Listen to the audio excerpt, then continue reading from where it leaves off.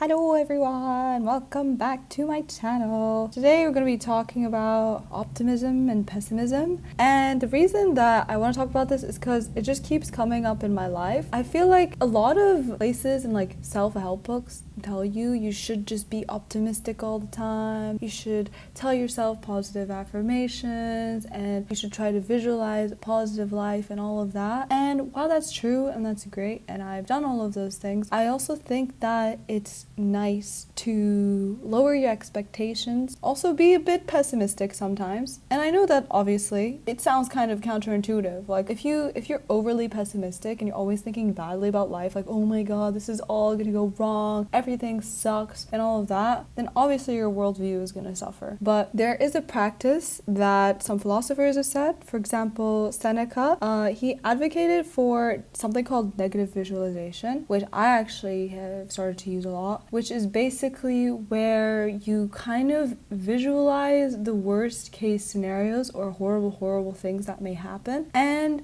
you may think, oh my god, why would I want to do that? Well, the reason is, if you do this, you can prepare emotionally, and you'll basically lower your expectations and you won't be disappointed. If you're overly optimistic about some outcome, then you'll get extra depressed if you're not like humble about it, you know? For example, like if you're applying for a job or some kind of award or some kind of competition, if you or just think that you got it and you're like, yeah, we're totally gonna do it, we're totally gonna get it, then you don't, then that's gonna hurt a lot more because you had such high expectations for it. And same goes for people. Like, people aren't always going to be perfect. They're going to let you down sometimes. And by lowering your expectations, thinking, oh, well, maybe this and this could happen. They could say this or this. They might forget this and this. They may not get this and this. Then you're basically not having such unrealistic expectations, or at the very least, you're not going to get disappointed by people's mistakes. Right?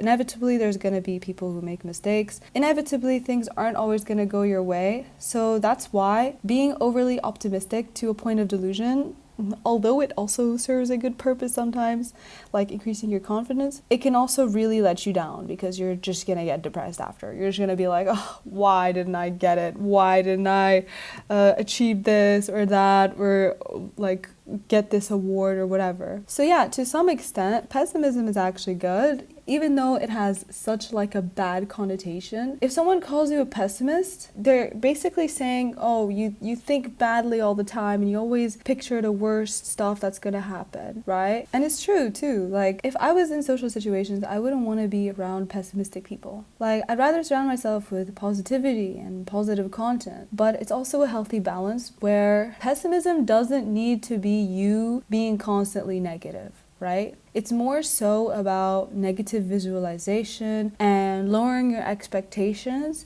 because then you can like later on not be disappointed, which is better for your mental health. And you can also be grateful. Like, negative visualization is such a good tool for gratitude. I mean, I think I like did negative visualization to such a bad extent that I actually had a nightmare.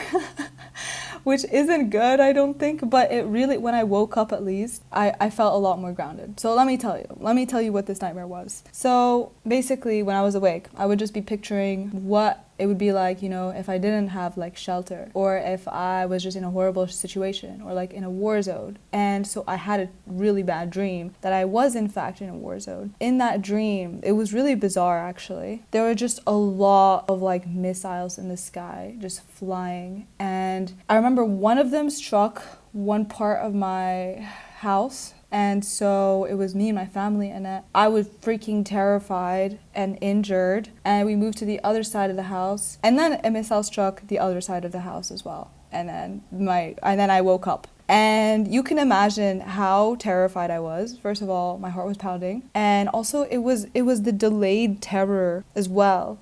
Like that delayed terror of like, I might die and I don't have control over it. That's what was that was what was scary, honestly. It was just the delay. And then here I am, and I feel much more grateful about my surroundings. I feel much more grateful that I'm not in any immediate danger. But it really puts things into perspective where trivial things seem much smaller, like so much smaller than if like your health is in danger, right? Or if your life is in danger. And so you can think of this in a lot of different scenarios, and in that sense, you can really begin to understand like, damn, like these problems that I'm like absolutely blowing out of proportion really shouldn't be that big of a concern, and there's solutions for it, right? And things could be so much worse. And so that's why negative visualization is so important. It first of all makes you more prepared, more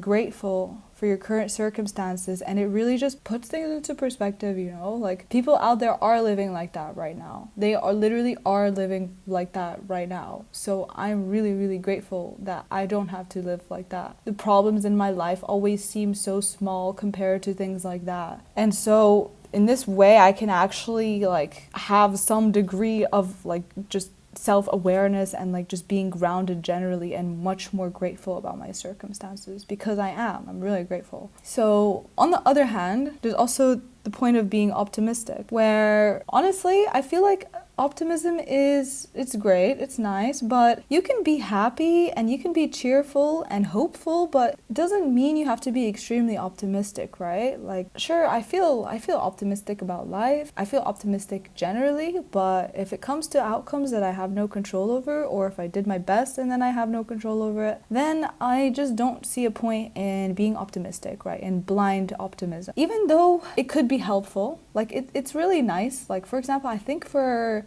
CEOs or like founders of businesses, it's actually quite good. Well, I would like to be a business owner someday. I know it's kind of far-fetched, but you know.